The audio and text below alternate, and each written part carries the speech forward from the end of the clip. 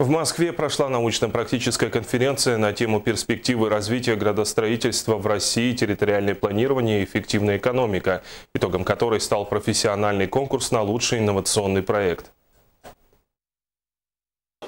Участие в конкурсе приняли более 250 проектных организаций из 8 федеральных округов. Республику Саха представляла компания «Монастрой», руководителем которой является Еремей Баин.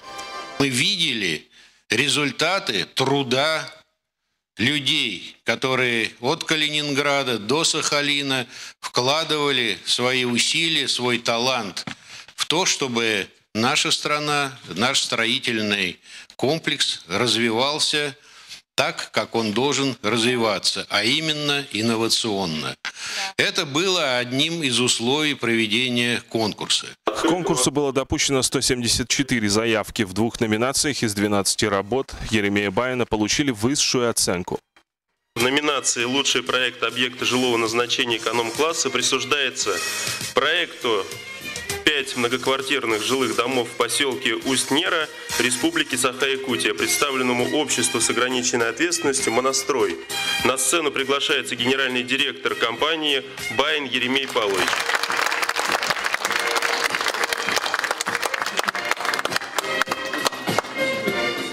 По поводу этого проекта я должен сказать, что жюри было единодушно, потому что здесь открываются колоссальные возможности для освоения труднодоступных территорий в нашей стране, с одной стороны, а с другой стороны позволяет очень быстрое и эффективное строительство.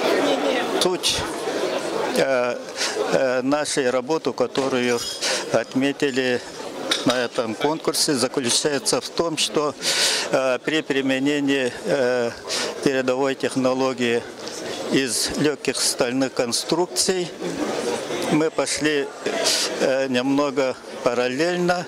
Из тех же легких конструкций мы применили каркасно-панельную систему. Выбиться победители конкурсов на проектные работы весьма проблематично, потому что все исчисляется стоимостью проектирования.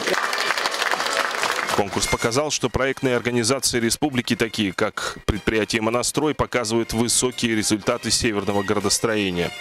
Сергей Алексеев, Наталья Сазонова, Михаил Кулаков, НВК «Саха», Москва.